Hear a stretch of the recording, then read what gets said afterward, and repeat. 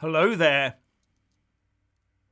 Despite all the talk of the UK caving into EU pressure, we're still on course for a no-deal Brexit.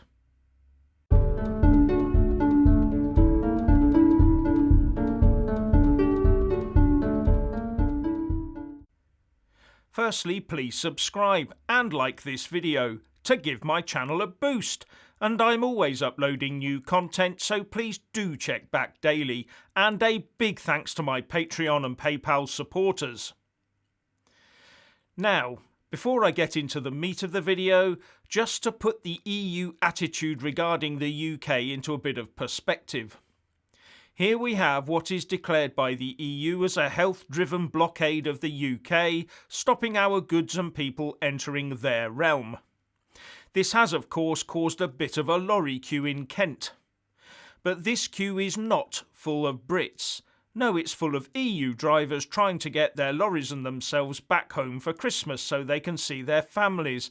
And many of them are using the UK landbridge to take goods from the Republic of Ireland to the rest of the EU, with some of those goods being stuff that might make EU citizens have a better festive season.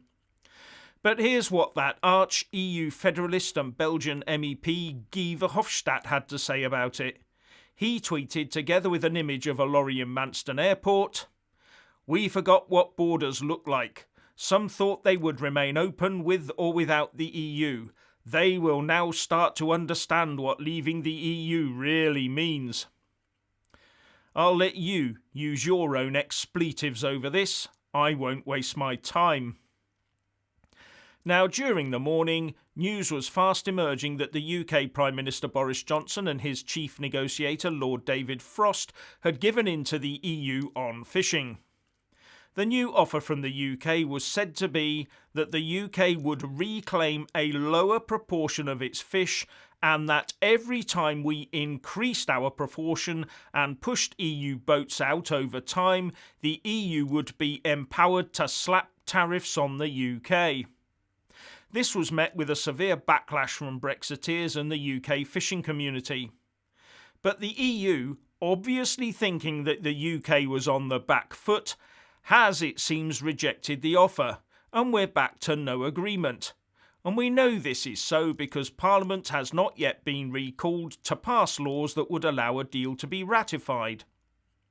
And this was despite a secret phone call last night between Boris Johnson and the EU Commission President Ursula von der Leyen. The negotiations continue, with neither side wanting to be seen as the party that walked away first. One little piece of news I saw yesterday was a tweet from Deputy Political Editor for The Telegraph, Lucy Fisher.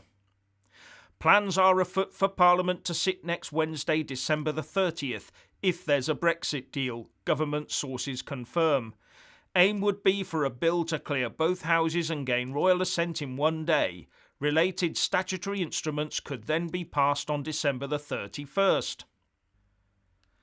Now that would, I think, be an impossibility under current parliamentary processes. I may be wrong. But what if at the last minute, i.e. the 30th of December, the EU agreed to a trade deal with the UK that did not affect UK domestic legislation, a trade deal that was already catered for within UK law as it stands? There would, in that case, be no need for an Act of Parliament. As I've said before, there may be a possibility that such an agreement, which would be a new treaty, could be laid before both Houses of Parliament, just like all other treaties. Normally, the government would then be forced to wait 21 sitting days to see if either house voted it down before it could ratify it. But under the law, there is a way in exceptional cases for the government to ratify the treaty without waiting for those 21 sitting days to expire. But this could well be seen as pushing the constitutional envelope too far in this particular case. But a way to legitimise it would be to do the unusual and get both houses to actively vote for the deal before the treaty was ratified. That way the government would be well within its rights to use the exceptional route to treaty ratification.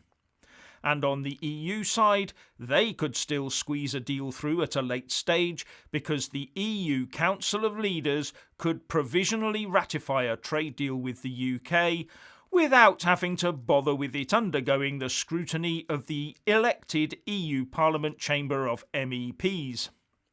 The EU 27 MEPs would kick up an almighty stink, but they wouldn't be able to stop it. It would then, at a later date, be put in front of them to agree to it. And that's when all the acrimony would come out with internal bargaining and arm twisting. So this 30th of December set-aside date might be for the unlikely contingency that the EU agrees to all our demands, nothing more. Now, although Boris appears to be heading in the right direction on Brexit, he has let us all down over one of his pledges, because the UK government appears to have walked back on plans to decriminalise non-payment of the BBC licence fee. This will allow BBC bosses to heave a big sigh of relief as they remain able to continue chasing the elderly and vulnerable through the criminal courts for non-payment. More champers for the Christmas parties, no doubt, when they can hold them again. While what has become known amongst Brexiteers as the Brussels Broadcasting Corporation or the Brexit Bashing Corporation is still going blissfully about its unofficial pro-EU business.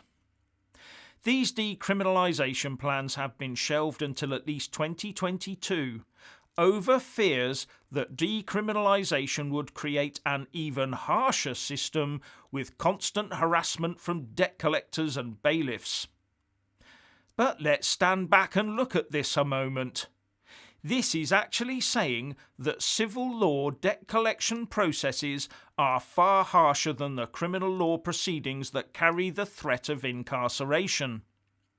Think about that and how topsy-turvy it sounds.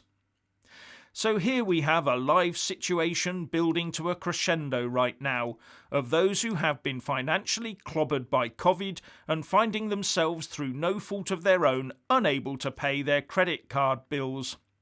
And we're going to subject this growing group of people to a process that is acknowledged will treat them harsher than the criminal law would.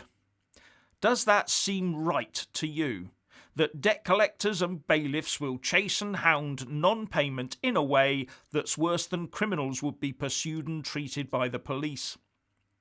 Either the criminal law has too many loopholes and is too lax, or the civil debt collection process and the use of debt collectors and bailiffs have too few safeguards and need an overhaul.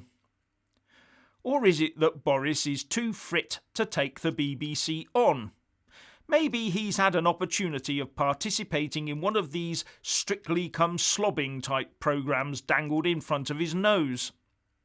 And if this issue does get kicked into the weeds for a few years, then it may never surface again, and the next renewal of the BBC Charter will be assured, as will Plod taking the lead in chasing the non-payers.